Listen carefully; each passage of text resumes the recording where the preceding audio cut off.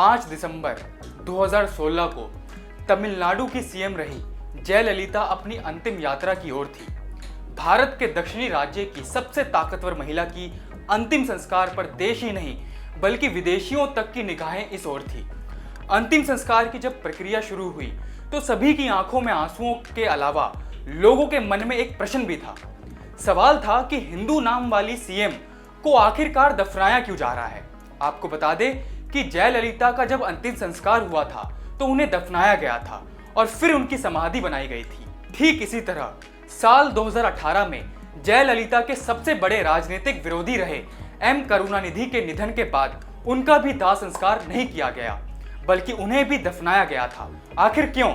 इस क्यों का जवाब है जयललिता और करुणानिधि दोनों का ही द्रविड़ मूवमेंट से जुड़ा होना।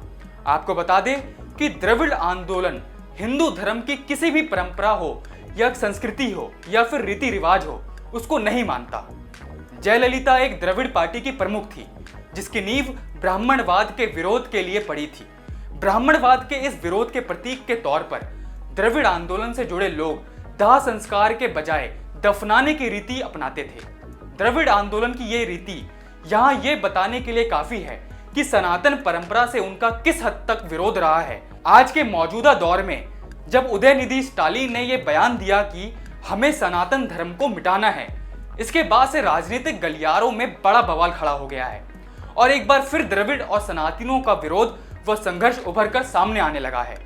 आइए इस वीडियो के जरिए जानते हैं सनातन और द्रविड़ों के संघर्ष का इतिहास क्या रहा है। नमस्कार, न्यूज रूम पोस्ट में आपका स्वागत है। मैं आपके साथ कुणाल। द्रविड़ और सनातन के संघर्ष के मूल में भेदभाव और छुआछूत रहा है। इसका बैकग्राउंड तो वैसे काफी पुराना रहा है, लेकिन जिन घटना ने इसे राजनीतिक और सामाजिक रूप से पहचान दिलाई वो आजादी के करीब 20 साल पहले की है, जिसकी जड़ें त्रावणकोर महाराज की सियासत से जुड़ी हुई है। साल था 1924 का, जब केरल में त्रावणकोर के राजा जिस रास्ते से मंदिर की ओर जाते थे उस रास्ते पर दलितों का प्रवेश प्रतिबंधित कर दिया गया था। इससे दलितों की आत्मसम्मान को चोट पहुंची थी और उन्होंने इसका खुला विरोध करना शुरू कर दिया था, जिसके बाद राजा के आदेश पर इन लोगों को गिरफ्तार कर लिया गया था और संघर्ष कहे या आंदोलन बिना नेतृत्व का हो गया था। इसी आंदोलन में एंट्री होती है पेरियार की, जिन्होंने दलितों के हक की लड़ाई लड़ी, अपने मित्र रहे त्रावणकोर के राज का विरोध किया और महीनों तक जेल में भी रहना पड़ा उन्हें। अब आप सोच रहे होंगे ये पेरियार कौन है? चलिए आपको यह भी बता देते हैं। पेरियार को ईवी रामास्वामी यानी पेरियार तमिलनाडु के सामाजिक और राजनीतिक हालातों पर गहरा असर रखते थे। कम्युनिस्ट, दलित आंदोलन विचारधारा के लोग तमिल राष्ट्रभक्त, तर्कवाद और नारीवाद के लोगों के बीच काफी प्रचलित हैं और उन्हें अपना आइडियल मानते हैं। नास्तिक और द्रविड़ समर्थक पेरियार ने इसी कारण राजनीतिक जिंदगी में कई उतार चढ़ाव भी देखे थे।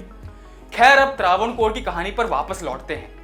त्रावणकोर महाराज के विरोध के लिए पेरियार ने मद्रास राज्य कांग्रेस अध्यक्ष के पद से इस्तीफा दे दिया और त्रावणकोर में आंदोलन का नेतृत्व किया। त्रावणकोर पहुंचने पर उनका राजकीय स्वागत हुआ, लेकिन उन्होंने इस स्वागत को अस्वीकार कर दिया और राजा का जमकर विरोध करना शुरू कर दिया। वहीं आंदोलन के बीच एक ऐसा भी समय आया जब चेरन्मा देवी शहर में कांग्रेस के अनुदान पर चल रहे सुब्रमण्यम अय्यर के स्कूल में ब्राह्मण और गैर ब्राह्मण छात्रों के साथ खाना परोसते समय उनके साथ भेदभाव किया जाता था। मतलब छोटी जाति के बच्चों के साथ अलग व्यवहार किया जाता था, जिसके बाद पेरियार ने ब्राह्मण अय्यर से सभी छात्रों से एक समान व्यवहार करने के लिए आग्रह किया, लेकिन ना तो अय्यर ने उनकी बात मानी और न ही कांग्रेस के अनुदान को रोक पाने में पेरियार कामयाब हुए। लिहाजा उन्होंने कांग्रेस छोड़ दी और आत्मसम्मान आंदोलन की शुरुआत की, जिसके साथ सनातन विरोधी आंदोलन भी शुरू हो गया था, जिसका उद्देश्य गैर ब्राह्मणों में आत्मसम्मान पैदा करना था। पेरियार का यही आत्मसम्मान आंदोलन साल 1944 में द्रविड़ कशगम बन गया, जिसके बाद पेरियार कई सनातनी रिवाजों को इनकार करते हुए शादी के रीति रिवाजों पर भी सवाल उठाने लग गए। एक कट्टर नास्तिक के रूप में उन्होंने भगवान के अस्तित्व की धारणा के विरोध में प्रचार करना शुरू किया। वही डीएमके पार्टी पेरियार की विचारधारा को मानने वाली है और इसलिए इसमें सनातन के प्रति इतना विरोध दिखाई देता है। उदयनिधि ने भी जो अपने भाषण के दौरान सनातन धर्म को खत्म करने की बात कही थी, खैर, इनके कहने से सनातन धर्म ना खत्म होने वाला है, इसका अस्तित्व अपरंपार है। वैसे इसके अलावा द्रविड़ और सनातन के बीच का संघर्ष आर्य सिद्धांत वाली थ्योरी से भी होकर गुजरता है। अब ये थ्योरी क्या है, थोड़ा वो भी समझ लीजिए।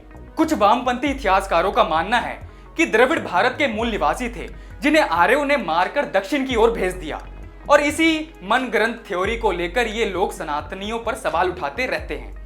लेकिन हाल ही में एक ऐसी खबर सामने आई थी या रिपोर्ट सामने आई है जो इन बेफिजूल कहानियों को खारिज कर देती है, जिसमें बताया गया कि द्रविड़ और आर्यों का डीएनए सेम है, मतलब दोनों एक ही जाति और एक ही कुल के बताए जाते हैं। खैर, इन्हें बस लोगों के बीच मतभेद पैदा करवाकर अपनी राजनीतिक चमकानी होती है। तो आपको ये जानकारी कैसे लगी, कमेंट बॉक्स में जरूर बताएं और देखते रहिए न्यूज़रूम पोस्ट।